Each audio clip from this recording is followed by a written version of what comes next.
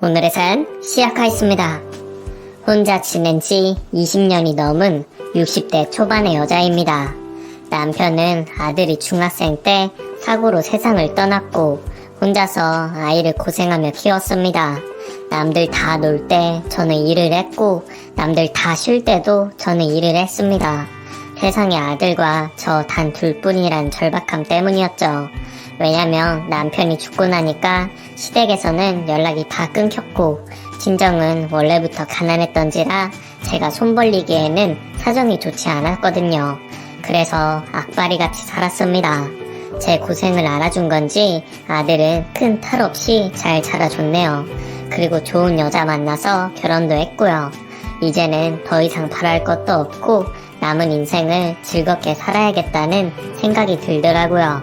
근데 제대로 놀아본 적이 없으니까 뭘 해야 재밌는지를 모르겠더라고요.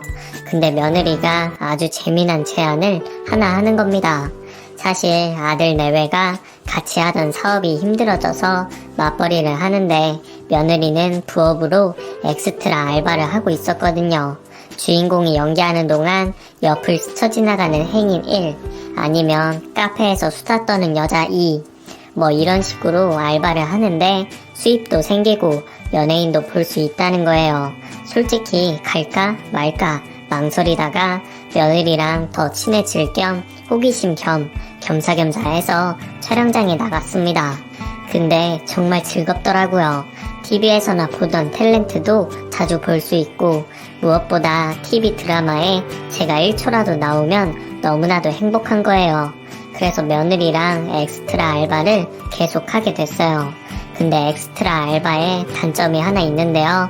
바로 대기실이 따로 없다는 겁니다. 아무데나 자리 깔고 앉아서 5시간 기다리는 것은 기본입니다. 주연 배우 촬영 분량이 끝나길 기다리거나 제가 찍을 촬영 분량이 돌아오길 기다리는 게 너무 어렵더라고요. 그러다 보니까 기다리면서 이것저것 뭐라도 하게 되는데요. 게임하거나 인터넷 하다가 그것도 지겨우면 옆에 엑스트라에게 어디서 오셨어요? 엑스트라 언제부터 하셨어요? 별별 이야기를 다 묻게 됩니다. 근데 언제부턴가 제 또래의 나이든 엑스트라 아저씨가 눈에 띄더라고요. 너무 유쾌하고 외모도 말끔하고 무엇보다 대기 시간에 다른 사람들은 담배 피고 낮잠 자고 수다 떨고 있는데 그분만은 혼자서 책을 읽고 계셨습니다. 근데 그 모습이 정말 멋져 보이더라고요. 은근히 관심이 가던 찰나에 며느리가 그걸 눈치를 챘나봐요. 어머니, 혹시 저분한테 관심 있으세요? 제가 소개해드릴까요? 제가 저분하고 엄청 잘 알거든요. 이러는 거예요. 저는 됐다고 손사래를 쳤지만 그래도 마음이 가는 건 어쩔 수 없더라고요. 그 후에 몇 번 촬영장에서 그분을 우연히 또 만났고 그때는 자연스럽게 이야기를 나누게 되더라고요. 며느리는 옆에서 어찌나 바람을 잡는지 제가 다 쑥스러웠지만 한편으로는 고맙기도 했고요. 자연스럽게 며느리랑 그분이랑 저랑 셋이 어울리는 시간도 많아졌고 드라마 촬영 없을 때도 만나서 어울리게 됐죠. 하루는 엑스트라 말고 다른 일을 하냐고 물어보니까 중소기업 대표로 있고 시간이 가끔 남을 때 심심풀이로 엑스트라를 한다는 겁니다. 그 말을 들으니까 왠지 뭔가 여유 있어 보이고 멋지게 사는 남자라는 생각이 들었어요. 이렇게 멋진 남자의 아내로 살면 얼마나 좋을까? 라는 상상의 나래를 혼자서 펼치기도 했고요. 그런데 그걸 며느리가 현실화 시켜주려고 노력을 많이 했습니다. 어머니도 혼자 되신 지 20년이 넘으셨는데 이제는 좋은 사람 만나면 좋잖아요. 제가 도와드릴게요. 잘 만나보세요. 이렇게 말을 하니까 더욱더 그분과 잘 지내게 되고 급격히 가까워지게 됐습니다. 그분은 이혼 후에 혼자 살고 있고 아들은 미국에 유학을 보냈다면서 아들 사진도 보여주는데 무슨 외국 배우 뺨치게 잘생겼더군요. 그렇게 조금씩 친해지면서 그분의 친구들도 만났는데 어느 회사 CEO부터 어느 대학 교수까지 다들 명망 있는 사람들이고 소위 잘나가는 엘리트들이었습니다. 이렇게 사회적으로 위치가 있는 남자가 평범한 엑스트라를 하다니 정말 더 매력적으로 느껴지더군요. 자연히 제 마음도 서서히 열렸고 조금씩 연인처럼 지내게 됐습니다. 그분을 만나는 자체만으로도 제2의 인생을 사는 기분이라 행복했습니다. 그리고 어느 날 자신이 사는 집에 같이 가자는 거예요. 남자 혼자 사는 집에 여자가 좋다고 쫓아가면 안 되지. 이런 마음도 들었다가 어차피 이 나이에 내숭은 무슨, 이런 마음도 들고 행복한 고민을 하다가 마지못해서 그분의 집에 갔습니다. 사실 집이라기보다는 혼자 사는 모텔이었어요.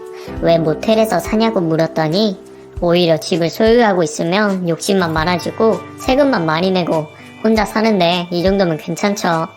이러는 겁니다. 배운 사람, 있는 사람은 역시 생각부터가 다르구나 라고 생각을 했죠. 근데 모텔에서 식사를 해먹을 리는 없어서 식사는 제때 챙겨 먹는 거냐고 물으니까 빙그레 웃기만 하는 겁니다. 어찌나 그 모습이 안쓰럽던지 정말 이 남자에게 내 남은 인생을 바치고 싶다는 확신이 들었어요. 그래서 우리는 사랑을 나눴고 하루하루 중년의 로맨스를 맛보면서 살게 됐죠. 며느리는 잘 됐다면서 저도 이제 시아버지 생기는 건가요? 이러면서 축하도 해주고, 아들은 못마땅한 눈치였지만 제가 진지하게 이야기하니까 한번 만나보고 싶다고 해서 그분과 함께 식사도 함께 하게 됐습니다. 그리고 몇 주 후에 미국에서 사는 아들도 와서 며칠 같이 지냈고요. 훌륭한 아빠 밑에서 자라서인지 굉장히 올바르고 멋진 청년이더군요. 그리고 그분은 자신의 어머니가 잠들어 계신 납골 땅에 같이 가자는 거예요. 그리고는 자신의 어머니의 납골함을 보면서 어머니, 드디어 제가 좋은 사람을 만나게 됐어요. 그래서 인사드리려고 데리고 왔어요.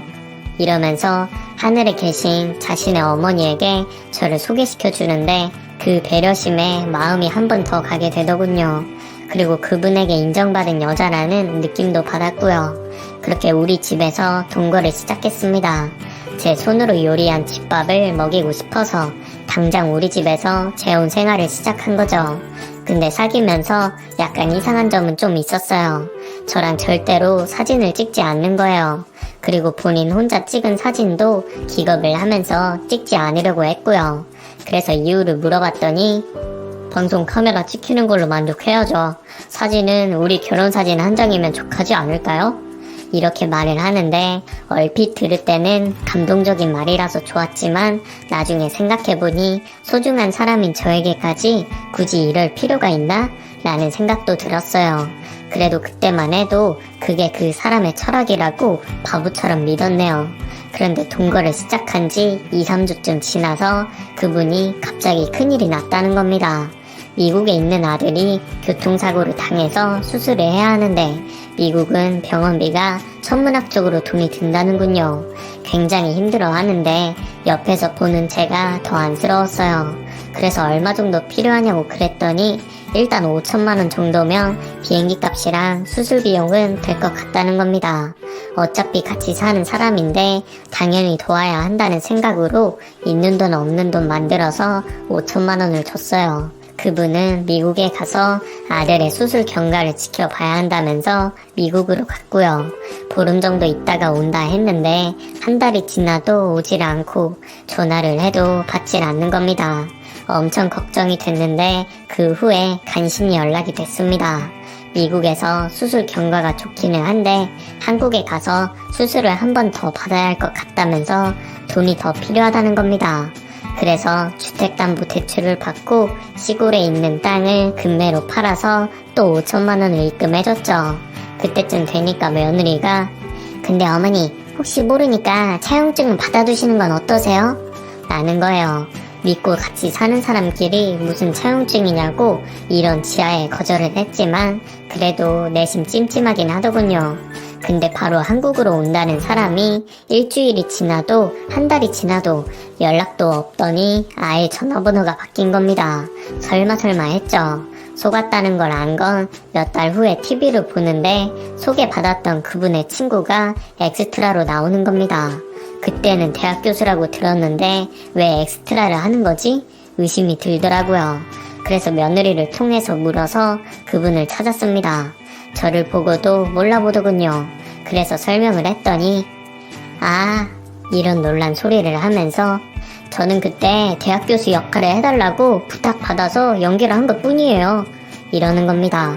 그럼 그분하고는 어떤 관계냐고 물었더니 그냥 엑스트라로 오다 가다가 만난 게 전부예요. 일당 받고 저는 교수 역할을 한 거고 옆에 다른 배우는 CEO 역할을 한 거고요. 그 말을 듣는 순간 속았다는 확신이 드는 겁니다. 그때부터 소중한 그분이 아니라 그놈을 잡아 죽이고 싶다는 생각만 드는 거예요. 그럼 미국에서 왔다는 아들도 배우일 수도 있겠다는 생각이 들더군요. 잡기는 잡아야 하는데 생각해보니까 저는 그놈에 대해서 아는 게 거의 없었습니다. 그때 문득 든 생각이 어머니 납골당이었습니다. 며느리와 함께 납골당을 찾아갔더니 세상에나 어머니라고 소개해줬던 그 납골함도 다른 사람 거였습니다. 말 그대로 아무 상관이 없는 납골함에 대고 그놈은 쇼를 한 거였습니다. 1억이 홀라당 날아가 버린 거죠. 너무 억울하고 분해서 일단 경찰에 신고했지만 도저히 분이 풀리지 않는 거예요. 돈도 돈이지만 어떻게 사랑을 가지고 사기를 칠 생각을 했는지 그 사기꾼 놈에게 치가 떨렸습니다. 며느리는 본의 아니게 어머니를 사기에 휘말리게 해서 죄송하다며 몸둘 바를 모르고 아들은 아들대로 며느리에게 역정을 내면서 분을 삭히지 못해서 씩씩대더군요. 근데 그런 게 다 미안한 겁니다. 괜히 이 나이에 주책맞게 로맨스 꿈을 꿔서 아들과 며느리에게 짐이 되는 것 같아서 너무 미안한 거예요. 잠시 스스로 어떻게 해버릴까? 나쁜 생각까지도 드는 거예요. 그럴 때 며느리가 제 손을 꼭 잡으면서 어머니, 혹시나 나쁜 생각 하시지 마세요. 어머니가 잘못도 안 했는데 왜 자꾸 미안해하시고 의기소침해 계세요. 절대로 나쁜 생각 하지 마세요. 이렇게 저를 다잡아 주더군요. 그 말을 들으니까 오히려 더 건강해져서 그놈을 잡으면 제대로 본때를 보여줘야겠다는 생각이 더 들더군요. 그리고 몇 달 후에 그놈이 잡혔다고 경찰서에서 연락이 왔습니다. 대질 조사를 할 게 좀 있다는군요. 괜히 아들내외한테 걱정 끼칠까봐 저 혼자 마음 단단히 먹고 경찰서로 갔습니다. 혹시나 열받으면 그놈 얼굴에 던질 날계란도 준비해갔죠. 그놈이 경찰관 앞에서 취조를 받고 있더군요. 제 돈으로 호의호식했는지 살이 통통하게 올라와 있었어요. 근데 그놈의 옆에 세상에나 며느리가 같이 앉아있는 거예요. 이게 어찌된 일인가? 놀라서 물어보니까 함께 공범이라는 거예요. 알고 보니 며느리가 그놈과 짜고 저한테 돈을 빼돌려서 그걸로 나눈 거였습니다. 너무 괘씸하더라고요. 그래서 며느리에게 왜 그랬냐고 했더니 어머니 죄송해요. 근데 저희가 힘들어서 돈 좀 달라고 했을 때 좀 도와주셨으면 좋았잖아요. 세상에나 이걸 핑계라고 하다니 며느리에게 더욱더 화가 났습니다.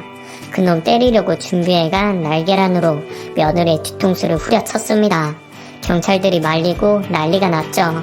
며느리는 계속 죄송하다고 하고 저는 이 사실을 아들에게 어떻게 이야기를 해야 하나 막막한 거예요. 근데 그놈이 멋쩍은 웃음을 지으면서 딱 이 말을 하는 겁니다. 전 진심이었습니다. 당신을 정말로 사랑했습니다.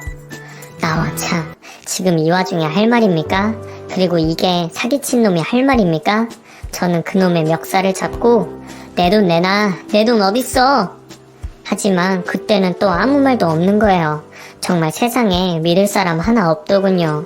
며느리에게 뒤통수 맞고 사랑이 앞통수 맞고 제 팔자가 너무 억울해서 경찰서 바닥에 주저앉아서 펑펑 울었네요. 그 후 며느리랑 그놈은 법의 심판을 받고 있고요. 아들은 즉시 이혼을 했습니다. 제 중년에 허황된 로맨스 때문에 아들도 이혼하고 저도 상처 입은 것 같아서 슬프지만 더욱더 슬픈 건 이제 사람을 못 믿고 사랑도 못 믿게 된 제 마음입니다. 혹시 여러분도 갑자기 접근하는 사람 그리고 너무나 나와 다른 세계의 사람은 절대로 믿지 마세요.